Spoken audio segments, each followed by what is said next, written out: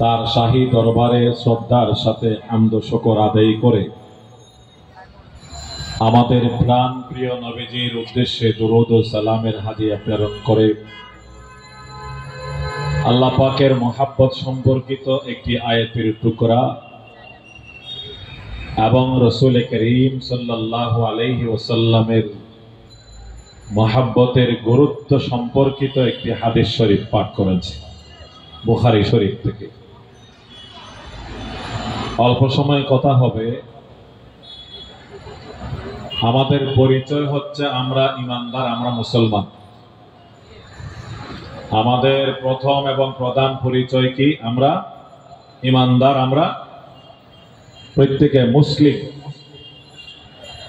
অর্থাৎ আমরা আল্লাহর বিশ্বাসী, রাসূলের বিশ্বাসী, কোরআন এবং আখিরাতের বিশ্বাসী। আমরা সবচেয়ে বেশি ভালোবাসি মহাবিশ্বের মধ্যে আল্লাহকে। আল্লাহর পরে সবচেয়ে বেশি ভালোবাসি আমাদের প্রাণ প্রিয় রাসূলকে। যেহেতু আমরা ঈমানদার,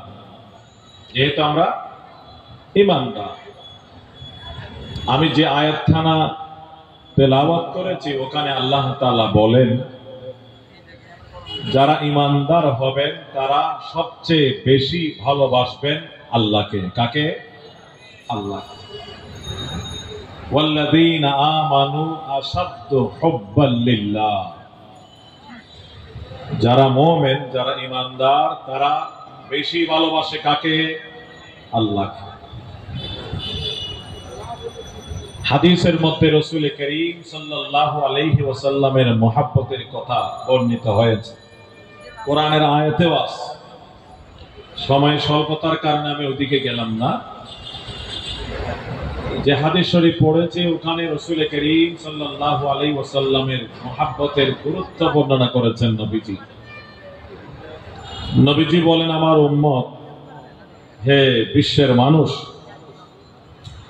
তোমাদের কেউ ওই পর্যন্ত ঈমানদার হবে না, লা ইউমিনু আহাদুকুম হাত্তা আকুনা আহাব্বা ইলাইহি, যতক্ষণ না আমি রাসূল তার কাছে অধিক প্রিয় হব, মিন ওয়ালিদিহি, তার মা বাবা থেকে, ওয়া ওয়ালাদিহি, তার সন্তান থেকে, ওয়ান নাসি আজমাইন, এবং পৃথিবীর সমস্ত মানুষ থেকে। দেখেন, এক নম্বরে নবীজি বলেছেন নিজের মা বাবা থেকে বেশি। আমাদের জন্মদাতা মা বাবা, তারা আমাদেরকে কি রকম ভালোবাসেন এবং আমাদের কি রকম তারা ভালোবাসা পাওয়ার হকদার। কিন্তু নবীজি বলেন সেই মা বাবা থেকে বেশি ভালোবাসতে হবে কাকে?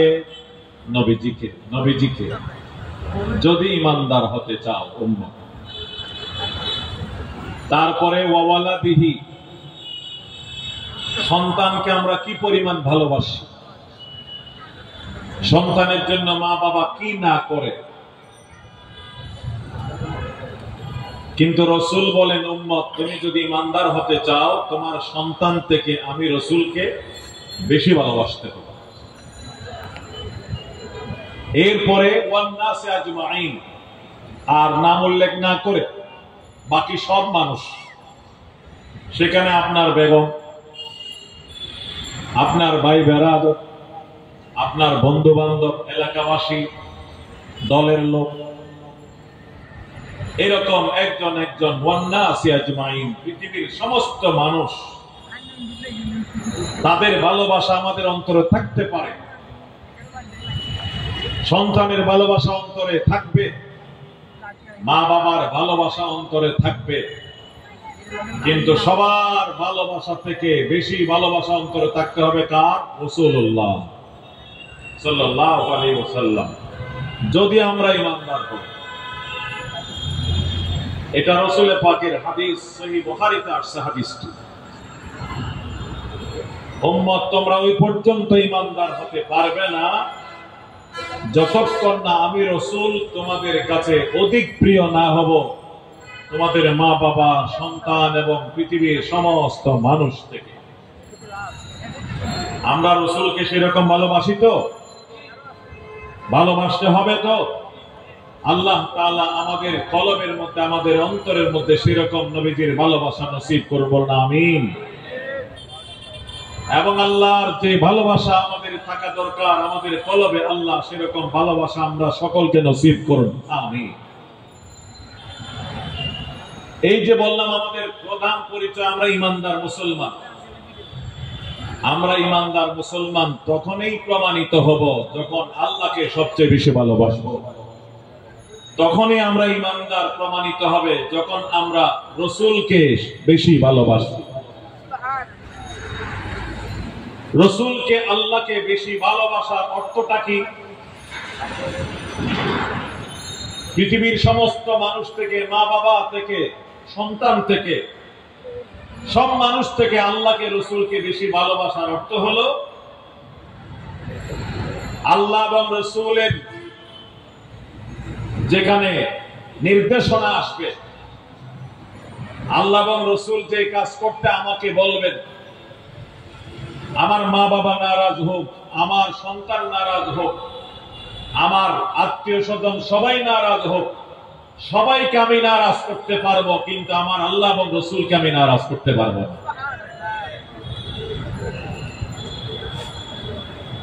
আমার রসুল বলেন একটা, আমার মা বাবা, সন্তান এবং প্রতিবেশী বলে আরেকটা। কারটা মানতে হবে? রসুলেরটা আমাদেরকে মানতে হবে। রসুলের হুকুমকে আমাদের মাথার উপর রাখতে হবে। যেরকম ভালোবাসতেন রসুলকে, আল্লাহকে সাহাবায়ে কেরাম। আল্লাহ এবং রসুলের ভালোবাসার জন্য সাহাবায়ে কেরাম অনেকে মা বাপকে নারাজ করেছেন। আল্লাহ এবং রসুলকে রাজি করার জন্য সাহাবায়ে কেরাম সন্তানকে নারাজ করেছেন, ঠিক না? আল্লাহ এবং রসুলকে রাজি রাখার জন্য সাহাবায়ে কেরাম আপনার বিবিকে, বন্ধু বান্ধবকে নারাজ করেছেন।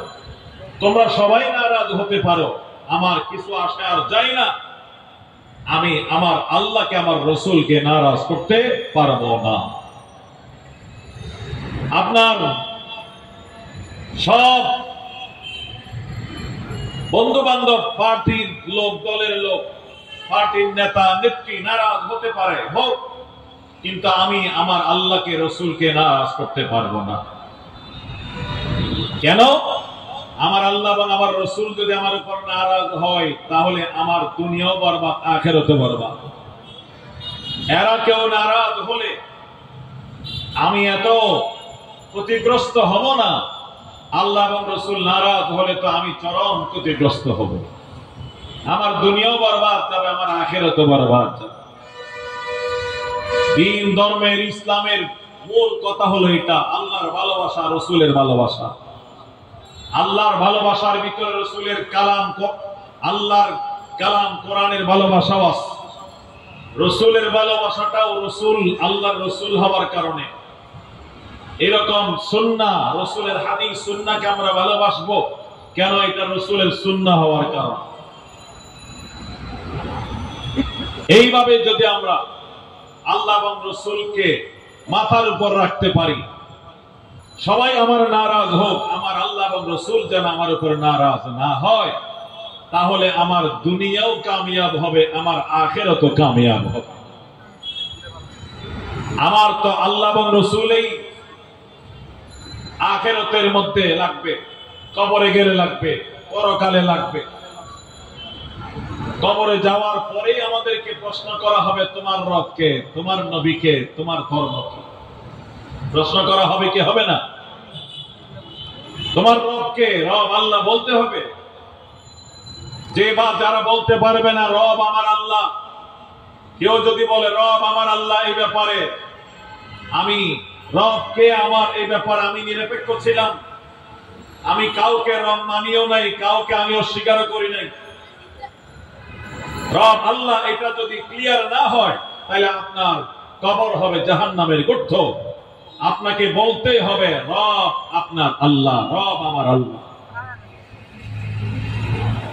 এই কথা যারা বিশ্বাস করবে তাদের জন্যই মৃত্যু সজ্জায় রহমতের ফেরেশতারা সুসংবাদ নিয়ে আসবে। ইন্নাল্লাযীনা ক্বালু রাব্বুনাল্লাহ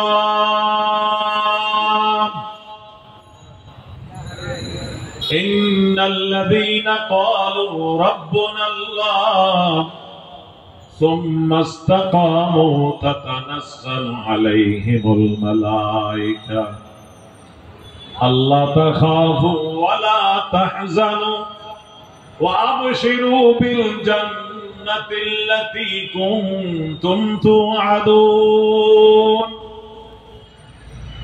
কোরআন বলে যে সমস্ত মানুষ দুনিয়ার জীবনে এই কথা বিশ্বাস করে ঘোষণা দিয়েছে রব আমার আল্লাহ, রব আমার আল্লাহ, অন্তরে বিশ্বাস রেখে মুখে ঘোষণা দিয়েছে রব আমার আল্লাহ, এবং এই আকীদা বিশ্বাসের উপরে মৃত্যু পর্যন্ত পাহাড়ের মতো অটল আর মজবুত থাকবে।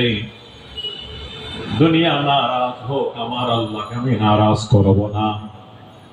দুনিয়া আমাকে যাই করুক না কেন, রব্বুল আল্লাহর বিশ্বাস আমি পরিহার করতে পারবো না। মওত পর্যন্ত এই আকীদা বিশ্বাসের উপরে, রব্বুল আল্লাহর আকীদার উপরে যারা মজবুত এবং অটল থাকতে পারবে, দুনিয়া নারাজ হোক তারপরেও বলবো আমি রব্বুল আল্লাহ। বিদেশে গেলেও বলবো আমি রব্বুল আল্লাহ, দেশে থাকলেও বলবো আমি রব্বি আল্লাহ। মুসলমান ভাইদের পরিবেশে গেলেও আমি বলবো রব্বি আল্লাহ, অমুসলিমদের পরিবেশের মধ্যে গেলেও আমি বলবো রব্বি আল্লাহ। আমার রব আল্লাহ, আমার রব আল্লাহ।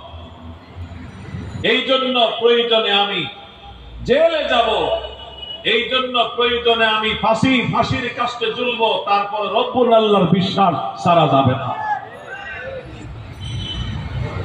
এই আকীদার উপরে যারা জেল জুলুম সহ্য করবে, তারপর রব্বি আল্লাহর বিশ্বাস ছাড়বে না।